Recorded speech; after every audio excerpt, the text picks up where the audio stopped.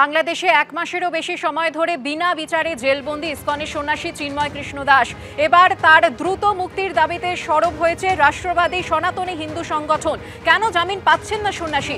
আন্তর্জাতিক হস্তক্ষেপ দাবি করা হয়েছে তাদের তরফ থেকে।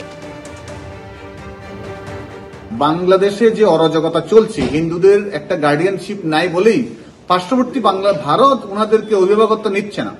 ওনাদেরকে পার্শ্ববর্তী ভারতের হিন্দুরা যেভাবে রেস করছে এটা 1% মাত্র। তাই আমি বলছি অন্তত এই রেসটা আরো উন্নত হোক এবং হিন্দুরা, এখানকার ইন্ডিয়ানরা যদি রেস করে এবং ইন্ডিয়ান সরকার যদি এটাকে নিয়ে মাথা ঘামায় তাহলে আমরা ইন্টারন্যাশনাল অন্যান্য দেশকেও বলতে পারবো। আরেকটা জিনিস কি, মানবাধিকার সংস্থা তো আমরা কাজ করছি কেন, আমাদের ভয়েস থেকে রেস করে বিভিন্ন ইন্টারন্যাশনাল অর্গানাইজেশনগুলোর দৃষ্টি আকর্ষণ করছি।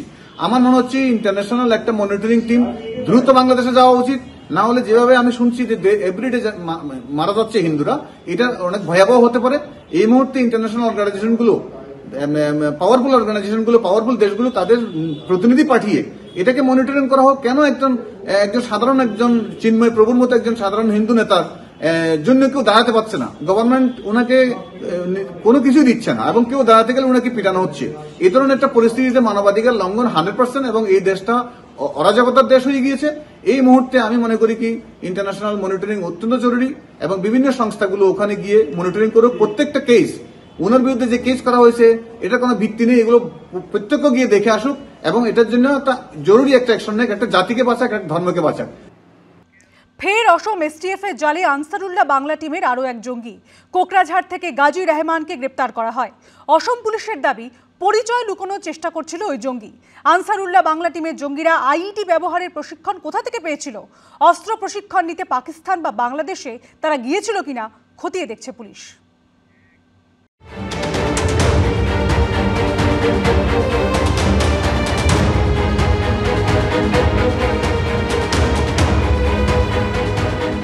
আবার জালে জঙ্গি, এবারও সেই আনসারুল্লাহ বাংলা টিম।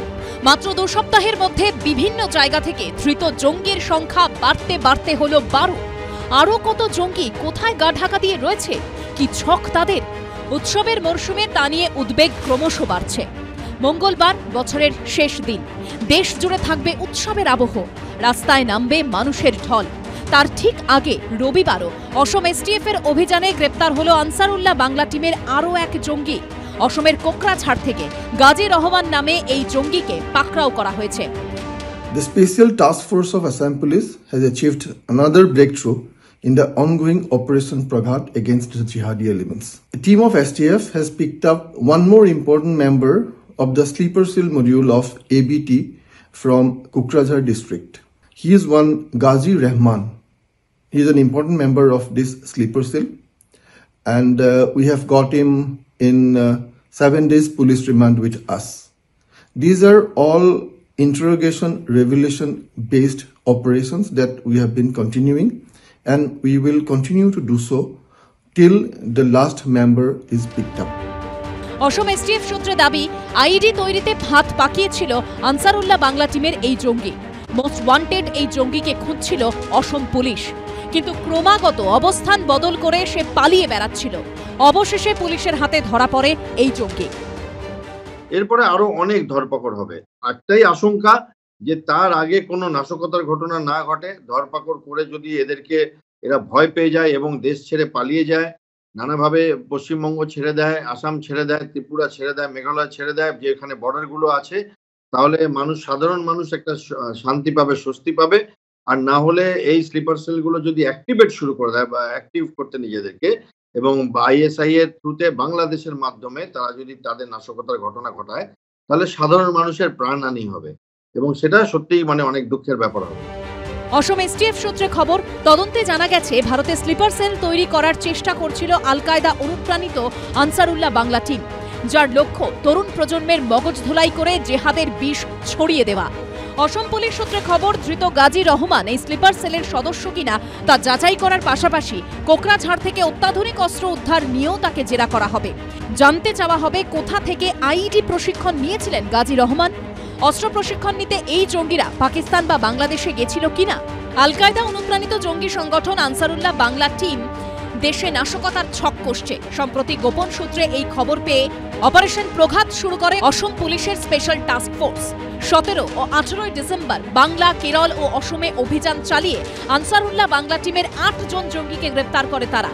বড়দিনের আগে অসমের কোকরাঝাড় থেকে পাকড়াও করা হয় এই জঙ্গি সংগঠনের আরও 2 সদস্যকে। ধৃতদের কাছ থেকে উদ্ধার হয় প্রচুর পরিমাণ অস্ত্রশস্ত্র, বিস্ফোরক ও বিস্ফোরক তৈরির সামগ্রী।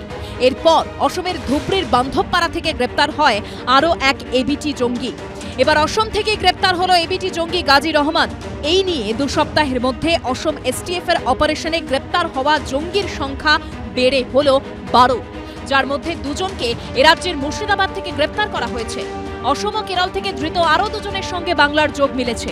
প্রশ্ন উঠছে, জঙ্গিদের এই নেটওয়ার্ক কোথায় কোথায় ছড়িয়ে রয়েছে? এরকম আরও কত জঙ্গি কোথায় লুকিয়ে রয়েছে? কি ছক কষছে তারা?